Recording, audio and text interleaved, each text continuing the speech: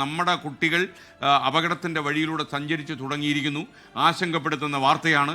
കേരളത്തിലെ de addiction സെൻ്ററുകളിലേക്കും വിമുക്തി കേന്ദ്രങ്ങളിലേക്കും എത്തപ്പെടുന്ന കുട്ടികൾ, സ്വന്തമായി രക്ഷപ്പെടണം എന്ന ആഗ്രഹമുള്ള കുട്ടികളൊക്കെ ഇതിനിടയിലുണ്ട്. അങ്ങനെയുള്ള കുട്ടികളുടെ എണ്ണം കേരളത്തിൽ കൂടുന്നു എന്നുള്ള ആശങ്കപ്പെടുന്ന റിപ്പോർട്ടുകൾ നിങ്ങൾ കേൾക്കുക. നമുക്ക് ഇതിനെതിരെ പോരാടിയേ പറ്റും. റിപ്പോർട്ടിലേക്ക്. ഓരോ വർഷവും ലഹരിക്ക് അടിമകളാകുന്ന 18 വയസ്സിന് താഴെയുള്ള കുട്ടികളുടെ കണക്ക് ഞെട്ടിക്കുന്നതാണ്. കഴിഞ്ഞ 4 വർഷത്തിൽ 6781 കുട്ടികളാണ് എക്സൈസിന്റെ വിമുക്തി കേന്ദ്രത്തിൽ മാത്രം ചികിത്സ തേടിയത്. 2021 മുതലാണ് കുട്ടികൾക്ക് വിമുക്തി കേന്ദ്രങ്ങൾ വഴി ചികിത്സ നൽകി തുടങ്ങിയത്. ആദ്യ വർഷം 681 കുട്ടികൾക്ക് ചികിത്സ നൽകി. അടുത്ത വർഷം മുതൽ സാഹചര്യം മാറി. 2022 1238ഉം 2023 1982ഉം കഴിഞ്ഞ വർഷം 2880 കുട്ടികൾക്ക് ചികിത്സ നടത്തി. വിമുക്തിയുടെ കീഴിൽ തന്നെ സ്കൂളുകളിൽ കൗൺസിലിംഗ് പദ്ധതി നടപ്പാക്കുന്നുണ്ട്. നേർവഴി എന്ന പേരിൽ നടപ്പിലാക്കുന്ന പദ്ധതിയിൽ കൗൺസിലിംഗിന് പോകുന്നവർക്ക് പറയാനുള്ള അനുഭവങ്ങൾ ഓരോന്നും ആശങ്കപ്പെടുത്തുന്നതാണ്. ആൺപെൺ വ്യത്യാസമില്ലാതെയാണ് കുട്ടികൾ ലഹരിക്ക് അടിമകളാകുന്നത്.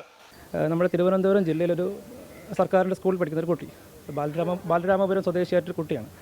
ആ കുട്ടി +1 പഠിക്കുന്നു. അപ്പോൾ കുട്ടിയുടെ സ്വഭാവത്തിൽ ചെറിയ ചെറിയ വ്യത്യാസങ്ങൾ വന്നത് കുട്ടിയുടെ ക്ലാസ് ടീച്ചർ നോട്ടീസ് ചെയ്തു.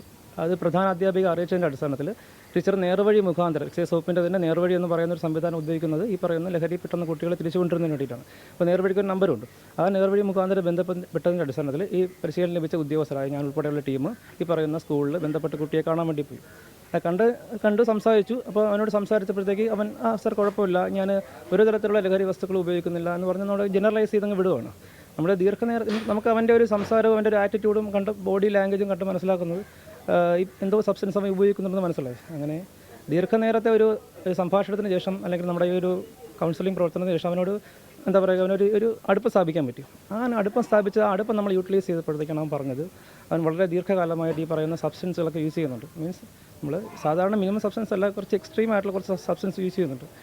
അവൻ ആദ്യം ചെയ്തതെന്ന് വെച്ച് കഴിഞ്ഞാൽ അവന് 1-2 തവണ ഫസ്റ്റ് കൗൺസിലിംഗ് വിധേയമാക്കി, പിന്നെ ഒരു ഫോളോ അപ്പിന് വിധേയമാക്കിയപ്പോൾ മനസ്സിലായത് അവൻ ഒരു കാരണവശാലും നമ്മുടെ കൗൺസിലിങ്ങിലൂടെ മാത്രം മാറപ്പെടുന്നൊരു കുട്ടിയല്ല. അവന് എന്തായാലും അവന് മെഡിക്കൽ സപ്പോർട്ട് എന്തായാലും ആവശ്യമാണ്, ക്ലിനിക്കൽ സപ്പോർട്ട് എന്തായാലും ആവശ്യമാണ്. അങ്ങനെ നമ്മുടെ നെയ്യാറ്റിൻകര താലൂക്ക് ഹോസ്പിറ്റലിനകത്ത് പ്രവർത്തിക്കുന്ന വിമുക്തിയുടെ ഡി അഡിക്ഷൻ സെൻ്ററിലോട്ട് അവനെ വിടുന്നു. കൂട്ടുകെട്ടുകളും വീട്ടിലെ സാഹചര്യങ്ങളും വരെ കുട്ടികൾ ലഹരിയുടെ വഴി തേടി പോകുന്നതിന് കാരണമാകുന്നുണ്ട്.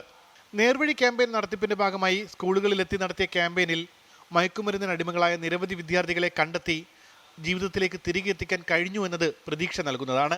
ഉമേഷ് ബാലകൃഷ്ണൻ, 24 തിരുവനന്തപുരം. എന്തായാലും നമ്മുടെ മാതാപിതാക്കളും നമ്മുടെ അധ്യാപകരും PTA ഒക്കെ തന്നെ വളരെ ഞെട്ടലോടെ കേൾക്കേണ്ട ഒരു വാർത്ത തന്നെയാണിത്. വിമുക്തി കേന്ദ്രത്തിലേക്കും ഡി അഡിക്ഷൻ സെൻ്ററുകളിലേക്കും കൗൺസിലിങ്ങിനും ഒക്കെ എത്തുന്ന കുട്ടികൾ, അവരുടെ എണ്ണം വളരെ വളരെ കൂടുന്നു. അവരെ എത്തുന്നത് നല്ല കാര്യമാണ്, അവരെ ഒരിക്കലും നിരുത്സാഹപ്പെടുത്താൻ പാടില്ല. മാത്രമല്ല, ഇത്തരം രാസലഹരി പോലെയുള്ള മാരകമായ മരുന്നുകൾ ഉപയോഗിച്ചാൽ തങ്ങൾക്കിനി ഒരു ജീവിതം ബാക്കിയില്ല എന്നാരും കരുതാൻ പാടില്ല എന്നതിൻ്റെ ഏറ്റവും വലിയ ഉദാഹരണമാണ് ഇത്തരം വിമുക്തി കേന്ദ്രങ്ങൾ. ആ കേന്ദ്രങ്ങളിലേക്ക് പ്രോത്സാഹിപ്പിച്ച് വിടുക തന്നെ വേണം. നമ്മൾ മറച്ചു വയ്ക്കുകയല്ല. ഏതെങ്കിലും നമ്മുടെ ഒരു കുട്ടി ഇങ്ങനെ ഒരു അപകട ചിന്തയിലൂടെ കടന്നു പോകുന്നെങ്കിൽ, അവനൊരു അഡിക്റ്റ് ആയാൽ പോലും അവനെ ഈ വഴിയിലേക്ക് വഴിപിടിച്ച് നടത്തിയാൽ അവൻ ജീവിതത്തിലേക്ക് മടങ്ങി വരും എന്നുള്ളത് ഉറപ്പാണ്. ലോകത്തെവിടെയായാലും ഏത് സമയത്തും 24 വാർത്തകളും ഓഗ്മെന്റഡ് റിയാലിറ്റി പാക്കേജുകളും എക്സ്പ്ലെയിനറുകളും വിശദമായി കാണാൻ ഞങ്ങളുടെ യൂട്യൂബ് ചാനൽ നിങ്ങൾക്ക് സബ്സ്ക്രൈബ് ചെയ്യാം.